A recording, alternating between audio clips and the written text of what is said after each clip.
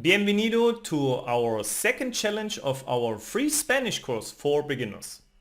In 30 lessons and 6 challenges, you will learn Spanish with the story of Leo. And today it's challenge time, and we are testing the last 5 lessons.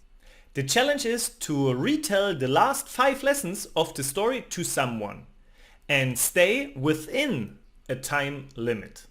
But now let's see in detail how the challenge works.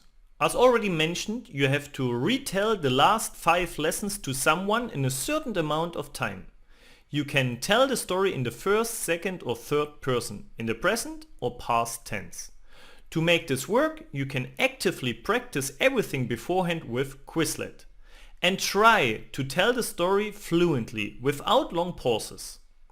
And then you're ready to test yourself in real life. So here we go.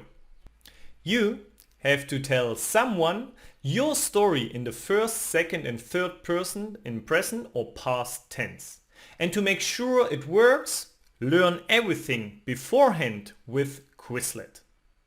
As always, you can find the link in the video description or directly in my course on Quizlet.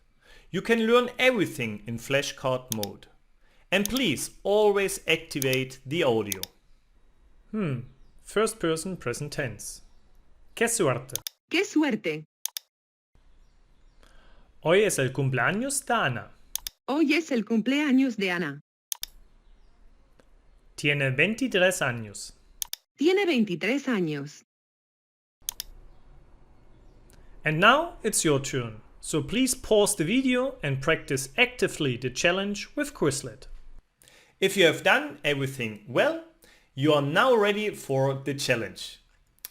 You now have to tell the story to someone within the time limit. And you can use my cheat sheet with the images of the story to help you. You can find the cheat sheet with the pictures in the video description. You can simply download it and print it out. And now tell the story to someone.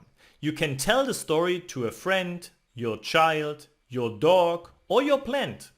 And always try to stay within the time limit. You can use my cheat sheet. Tell everything fluently and don't pay too much attention to possible mistakes. And now it's your turn. So please pause the video now and tell someone the story in first, second and third person in present and past tense. If you have successfully completed the challenge, you're now ready for lesson 11. And thank you very much for doing this course with me. And I see you in our next lesson.